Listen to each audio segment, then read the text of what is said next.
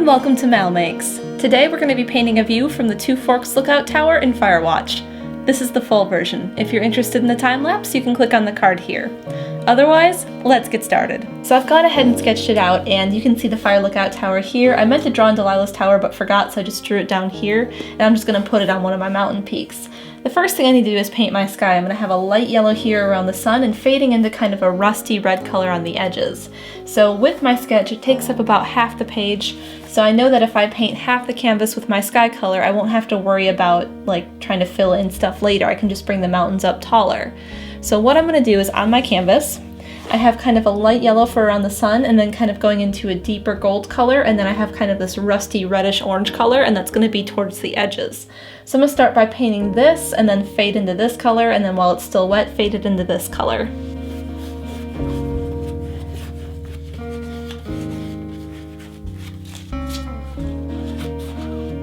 So I got this far with this guy and I realized I didn't like it. I think the colors are too desaturated. Ignore this yellow thing, I'll talk about that in a second. And so I think the way I need to fix it is I need to use a lot brighter colors. So on my palette, I just have some plain yellow, some plain magenta, and then I have some Pyrrole orange here. So I can use these colors, and they're super bright and saturated, to redo this sky. I think that's going to bring a lot more attention to it, and that's kind of how I remember it. And when I think Firewatch, I think really saturated colors for the sky. Now this yellow here, after I had done it, there was a lot of paint on here and it was very, very thick. And what happens in acrylic paintings is that will show through to my next layers when I redo the sky. So I just took one of my palette knives, this one in fact, and then I just kind of scraped some of this off so that when it dried and I could repaint over it, that it wouldn't leave this weird bumpy texture, because I did not want that to happen. So that's why that happens and looks yellow and funny. But I'm just going to repaint over everything with super saturated colors, and I'm going to kind of do the same thing but with these really bright versions.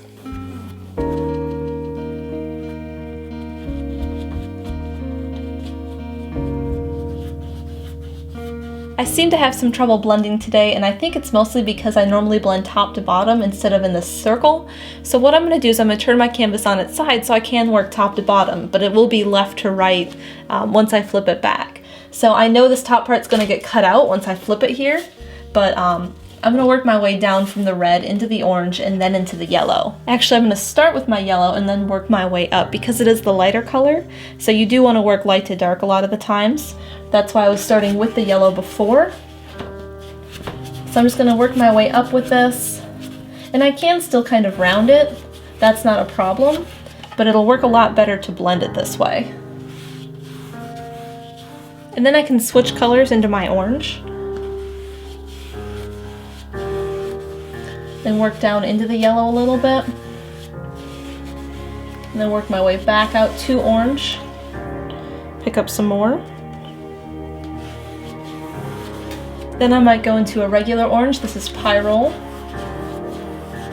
Work my way down into that lighter orange I had. Then I can work the Pyrrole out into the red. And I know this is starting to get cut off, but you'll see it when I flip it back. I'm blending the red down into the orange.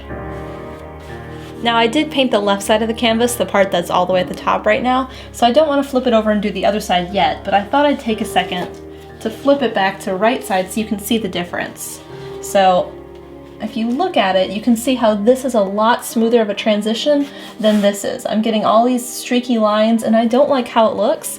This is a lot smoother and it looks a lot nicer. On the right side, I kind of curved it more so the red kind of hooks around a bit, and I like how that looks. It kind of makes it smaller, like I was trying to get before when I was painting horizontal. So what I'm going to do is redo the left side and kind of make everything curve more so these kind of meet up in the middle. But I am liking how the transition is. It's a lot smoother, it looks a lot nicer than it did.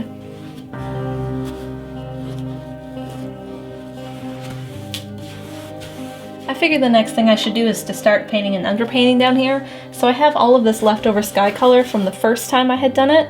So I'm just going to go ahead and use this to do an underpainting, just to kind of cover up any of this white and redraw in this horizon line.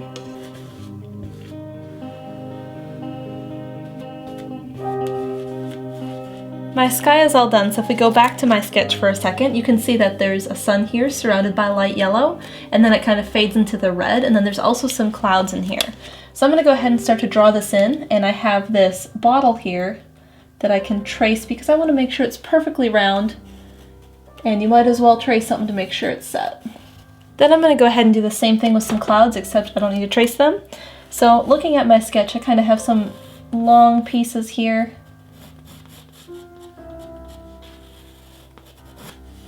And I know in the yellow it's harder to see, but you can see them in the red all right, I think. So I'm just going to go ahead and kind of fill these guys in.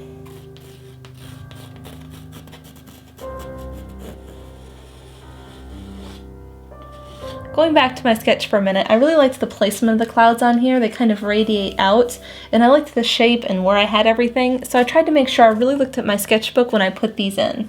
So now that I'm happy with them, it's time to start painting. The first thing is probably the easiest, and that's filling in the sun. So I'm just going to take some white on a stiff brush and make sure I really cover up the chalk lines, but I want to make sure I keep my circle nice and perfect. Now I wasn't sure how I wanted to paint the clouds, so I did a few tests, and I decided that I liked a red-violet base with a light yellow highlight. I tried it on some magenta, but I thought it wasn't quite dark enough, so then I took some Dioxazine purple and used that as a shadow. So on my palette, I have my red-violet color, which is just primary magenta and Dioxazine purple. I have a light yellow, which is primary yellow and titanium white, and then I have just the plain Dioxazine purple over here. Now you'll notice they're all wrapped in plastic wrap. This is actually the wrap that comes off my canvases when I get them. I just slice it up and I can use it to cover the paints. It keeps them wet so they don't dry out and become totally worthless to me. And I've kept paint like this up to a couple days. I think about 5 is the record I've tried, where there's just enough paint left that I can do something. It's helpful if I want to save a color or if I need to take a break for a bit. Anytime I'm stopping for more than a couple minutes, I'll cover them back up. I also have a wet paper towel to get any extra paint off my brush. It keeps my water clean that way. And then over here I have a jar opener because I'm not strong enough to open every tube of paint sometimes. Sometimes it gets caked on there and dries, and I have to like crack the paint, and I'm just not strong enough. So I'm tapping these clouds in, and I don't think I'm going to need the shadow of the Dioxazine purple for everything, because it's only really necessary, I think, out here in the darker parts of the sky. And I want to make sure that my paint stays wet, because I want these colors to blend a little bit. I think it looks better when they do. So I'm only going to paint these in sections, even though some of these clouds are really, really long and skinny. So on this one over here, I'm just kind of doing the right side of it, and then I'll do the left side of it in a minute.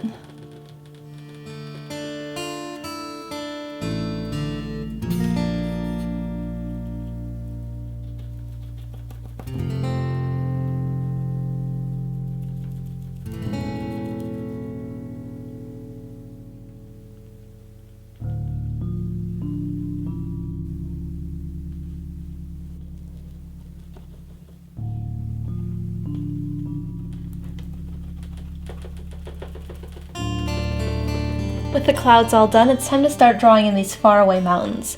So just like I did with the clouds, I'm going to use a chalk pastel and start to mark them in.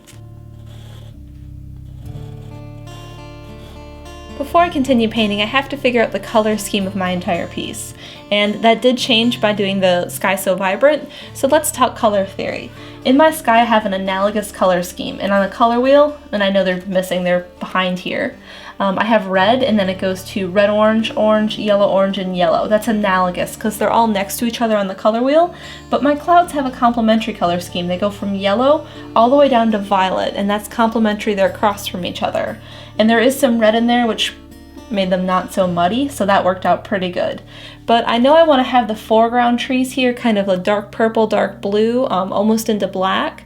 And then I have to fade from this yellow. This is the main color because it's where all the attention is. It has to fade all the way down to that color, and it's going to get muddy, and I don't want that to happen.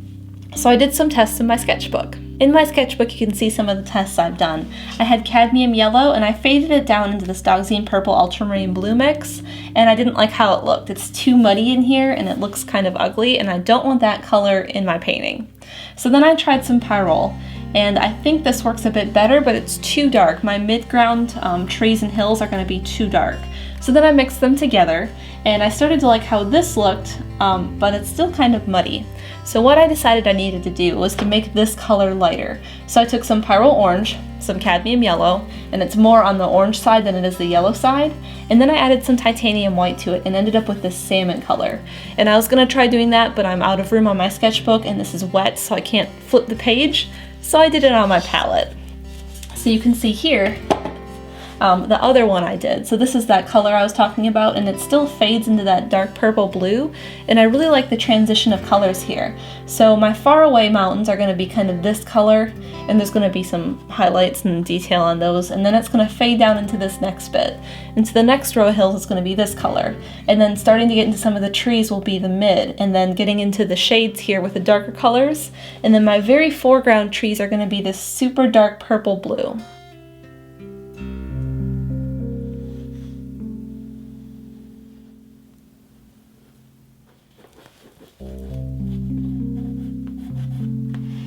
The next step is to add some detail to these. So what I'm doing is I have the salmon color mixed in with a little bit of the purpley blue color, and I'm just filling in some of the shadows on the mountains.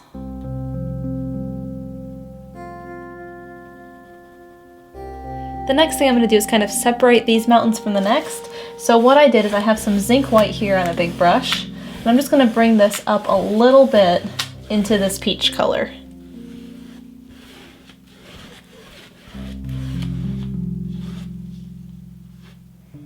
I know this is a big jump, but I forgot to hit record on my camera.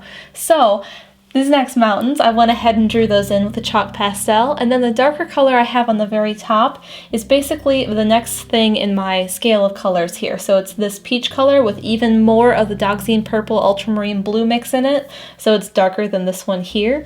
And then I painted the whole thing in, and then at the bottom I brought in more of just this plain peach color, just to do the same transition like I did here with the white, but it has the peach color because white's going to make it more gray as opposed to a lighter version of itself, which is what I want. So the next thing I need to go ahead and do is put shadows on these mountains just like I have the far away ones. So I've mixed up an even more purple color, and I'm just going to go ahead and fill those in like I had before. And I'm noticing that this color I'm using is just slightly darker than the base color of these mountains, and that's okay. It's starting to turn into purple, which is good because I do want my trees to start to get into more of the purple side of my spectrum, but I don't want it to be all the way purple yet.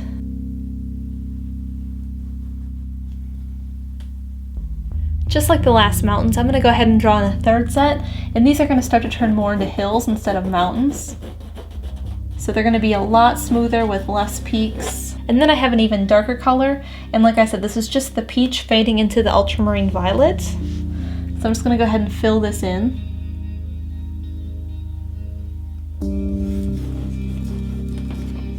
And then just like that last set, I lightened up the bottom using the original peach color because I don't want to use white here. It'll start to look funny. So I'm just going to use a little bit of this.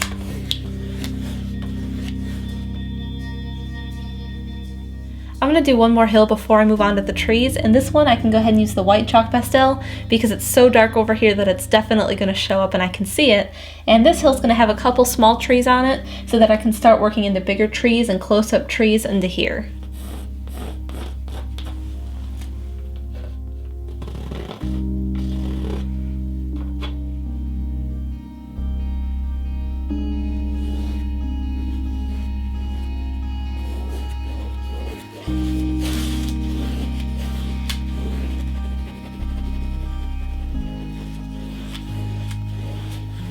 So this is the first part where I'm going to put some trees in, and I'm just going to go ahead and freehand them with a small brush, and I still have some of the same purpley color on.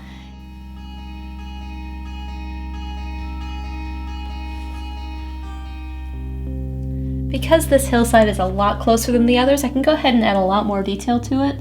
So I'm just going ahead and adding a few other things that give it a little bit more character besides kind of like a wavy hill. So you can see, like on this tree, I kind of made it stand up a little bit higher by adding a little tiny cliff there, and then I'm just adding a few small details across the whole thing.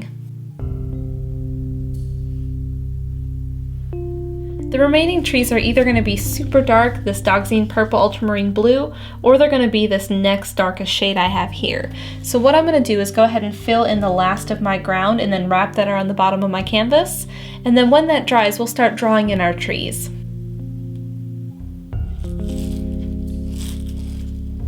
With this hill in, I think the next one back needs a little bit of detail, just like these other three had, so I'm just going to use that same color and add some value. With the ground dry, I can go ahead and start to fill in some trees. So I'm going to use the white pastel to go ahead and start to mark those in, because I don't want to cover up Delilah's tower here and some of this detail I have here, so I'm going to be very careful about where I put them.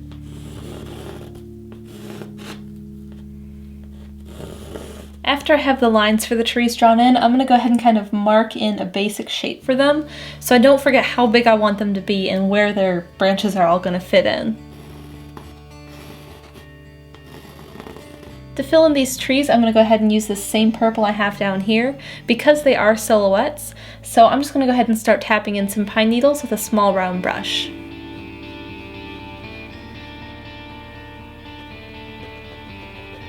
The way I'm doing these trees is I'm just taking a little bit of paint and starting at the top and drawing the top part of the tree. Then I'll take a brush and start maybe about the middle so I don't mess up the connection, and just pull it straight down. The further down it gets, the wider it's going to become. So just push a little bit harder on the brush because I don't want to make it super wide for the trunk.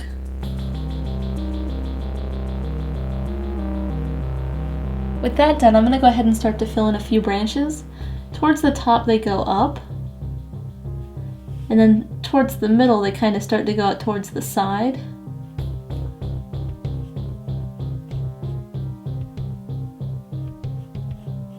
And then towards the bottom they start to angle downwards. So then I'm just going to take a little bit of paint on my brush and start to tap in some branches towards the top. Now I'm trying to make sure they go in V shapes because they do need to point upwards up here.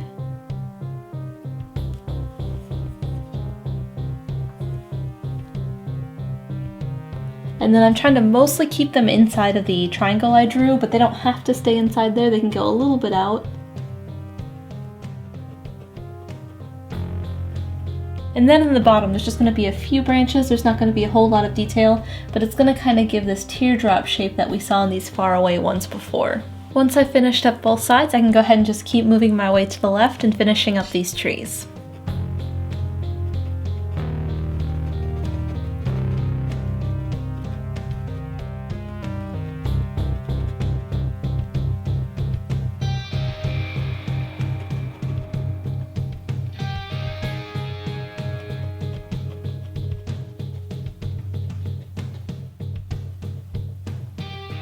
The last set of trees is just going to be this very, very dark ultramarine dioxazine purple mix. So what I'm going to do is add some detail to this ground first, so I don't have to completely cover it with trees, and then I can paint some of those in the same way I was doing these.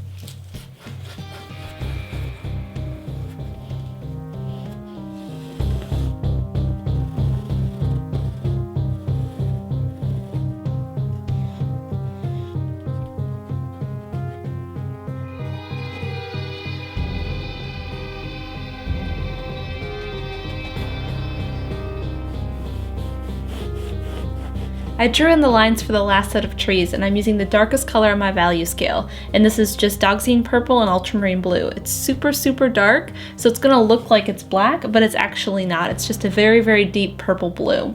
Once I finish that, I can let it dry and then work on the lookout tower.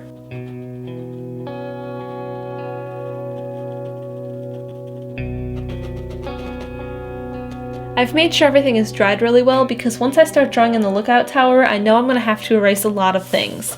So if you go back to my sketch, you can kind of see everything is in one point perspective. All the lines lead to this invisible point kind of out here. So what I'm going to do is on my canvas, I'm going to use my T-square to kind of figure out where I want that point to be, and I think it's going to be somewhere in here. And then from there, I can use the point to draw all my lines. So I'm going to be using a ruler and then a T-square to make sure my vertical lines are nice and square to the canvas. And once I have it drawn in, I can go ahead and start painting it.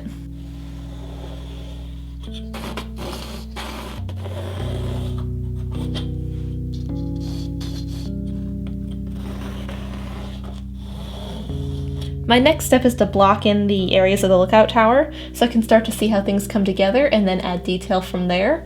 So I'm filling in this dark reddish brown color for the dark areas, and then I have the same color but it's a bit lighter with a little bit more red in it, and that will be for all the lighter areas.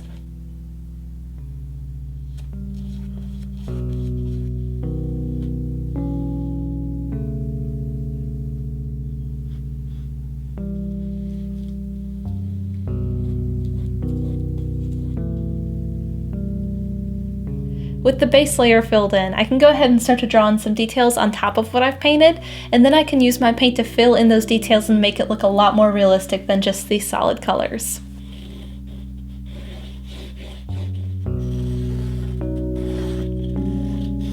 When I'm doing the detail, I'm trying to get it done in sections. So what I'm going to do first is the bottom part of the siding right here, and I've mixed up a new dusty rosish color, and it's a little bit more orange and a little bit lighter. So it's going to be my base for the majority of things that are this color. The edge of the window frame is going to be different, so I'm going to kind of skip that. But I'm going to work basically from this siding piece down to the top of the porch, and then I'm going to jump up and do these 3 slats up here.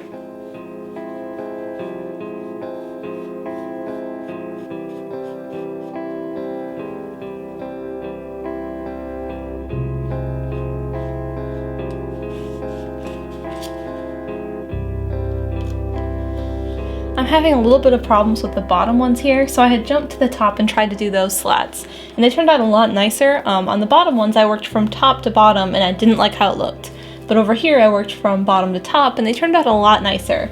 So I have some of this frog tape that's not supposed to peel up paint, so what I'm going to do is start on the bottom slat and then work my way up to the top ones redoing these.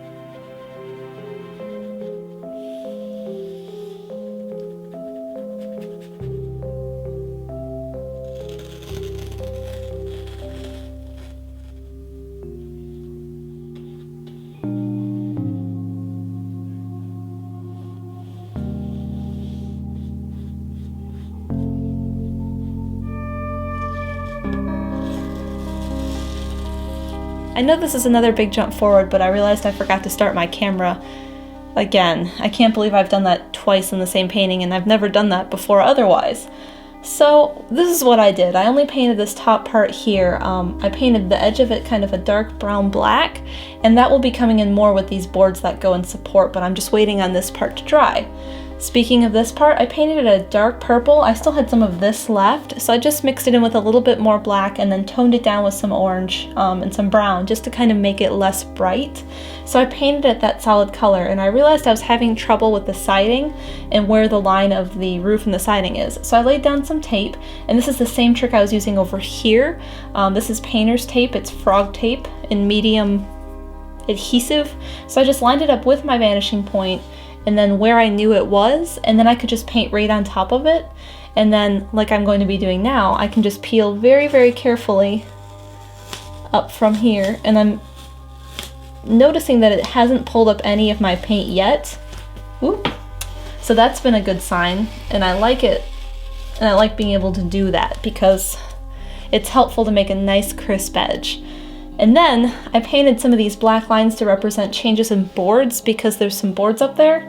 And then once that's dry, I'm going to go ahead and start drawing in these supports. But for now, this is done. With all of this dry, I can go ahead and begin putting in supports. So I'm going to start by drawing a line vertically here, where it meets up with the part I left blank.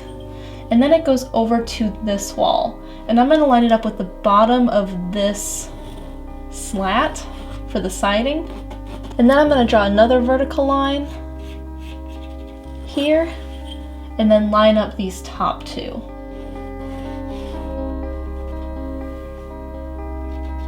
And then I can fill in the bottom part here, and I just kind of drew these lines along with the angle that already existed, and then I'm just going to connect them. And then I'm going to do that for every single block. I'll probably have another one here that's hard to see, and then they're going to get smaller and closer together the closer to the other edge they get. With all of these drawn in, I can go ahead and start painting the supports. Now I've mixed up a dark brown color here, and this is going to be the main color for it. I am going to bring some texture in with wood grain, but this is what I need to fill in first before I do that.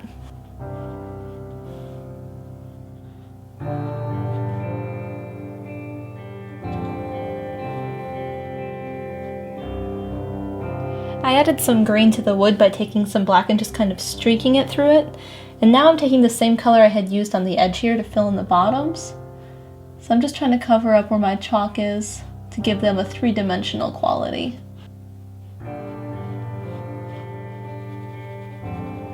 Before I move on to the windows, there's a little piece of corner molding. So what I'm going to do is tape off that edge again, just so I don't accidentally paint over my sky or something.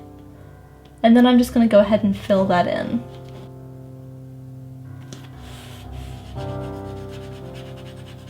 Then I'm going to create a small shadow on the left, and I'm just going to freehand this part, just being real careful to make a straight line. Once I'm happy with how that part looks, I can just carefully peel the tape up. Before I add any details to this platform or the railings, I'm going to go ahead and change the color of it. It's too dark right now, and so I mixed up kind of this color I have for the light here, except I toned it down just a little bit. It was just slightly too pink. So I added a little bit of green so it's a bit more neutral, I guess. And then I'm just going to fill this in and let it dry so then I can start to mark in where the boards are.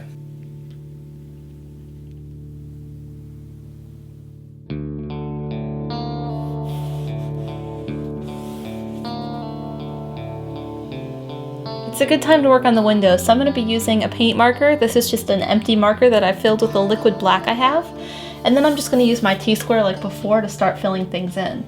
Now there's a lot of detail to this, which is why I want to make sure I mark it in with a marker, because I'm having a hard time making sure my lines are perfect with the chalk. I'm going to start by doing the outside frames of the window and then work my way in. So I have the same color I had down here, except I lightened it up just a little bit, and then I'm going to go ahead and kind of fill in the outside part.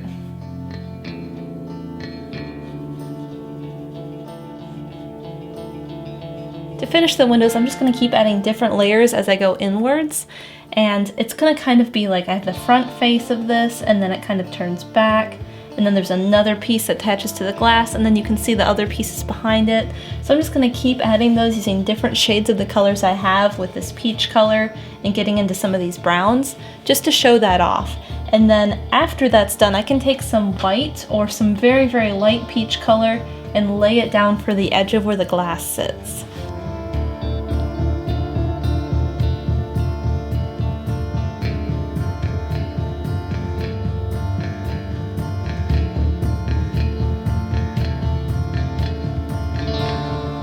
Before I put the glass in, I'm going to go ahead and work on the platform part because I'm still waiting on it to dry.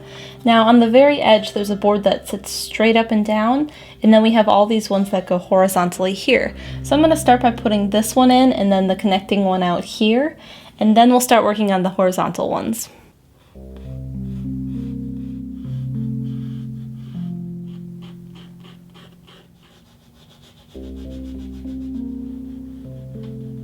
To do the panes of glass, I just kind of took a wash of this lighter pink color and just kind of filled in where the glass should be.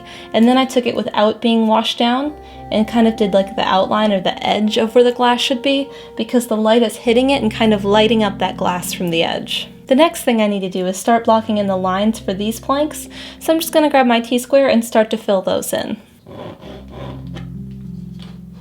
Before I start painting these planks, I wanted to talk about why I decided to paint Firewatch.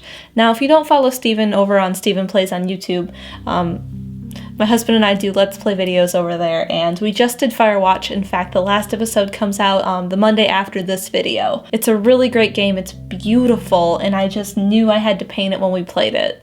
So, going back to these planks, I have a darker brown here, and I'm going to start by kind of blocking them off on my pencil lines. And I did use pencil because I have a mechanical pencil, and it's a lot finer and sharper of a point than it is my chalk. So I can see the lines a little bit better. And it doesn't always work because sometimes the paint's a little bit wet and it just scratches, and sometimes it doesn't show up based on the color, but in this instance it worked really well, so that's why I ended up using it. But like I said, I'm just going to kind of separate these, add some texture using pretty much only this color, maybe a little bit of black if I need to, and then I still have the base color to tone it down.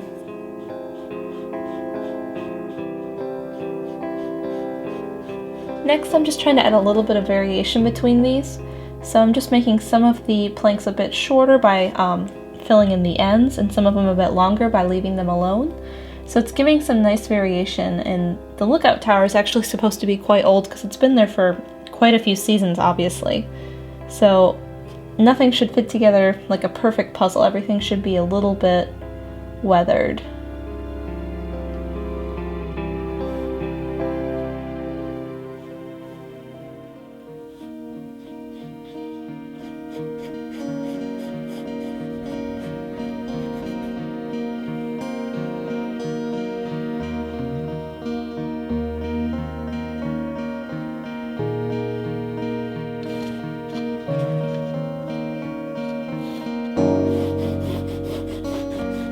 on the railing, I'm just using the same colors I had used for the ground and just adding a little bit of value to them before I add any detail.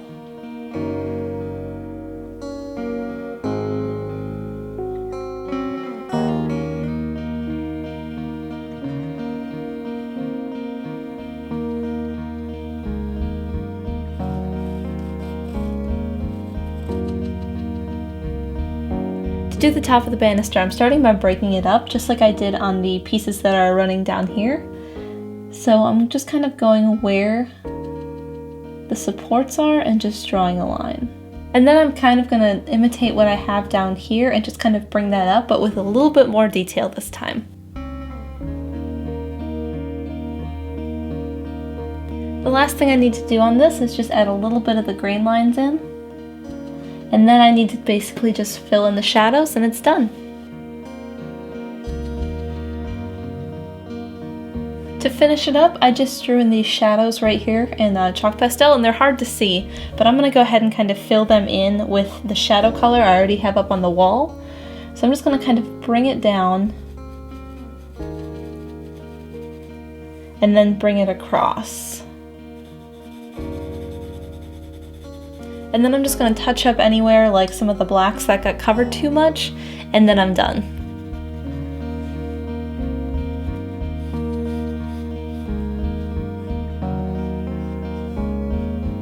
And we're done! We have the 2 Forks Lookout Tower from Firewatch. If you're interested in this piece, you could buy a print or a poster or bid on this original canvas. There's links down below. Also, consider supporting me on Patreon. You can find out more at supportmal.com. Thank you so much for watching. Don't forget to subscribe so you don't miss future episodes of MalMakes, and I'll see you again here for another video game painting.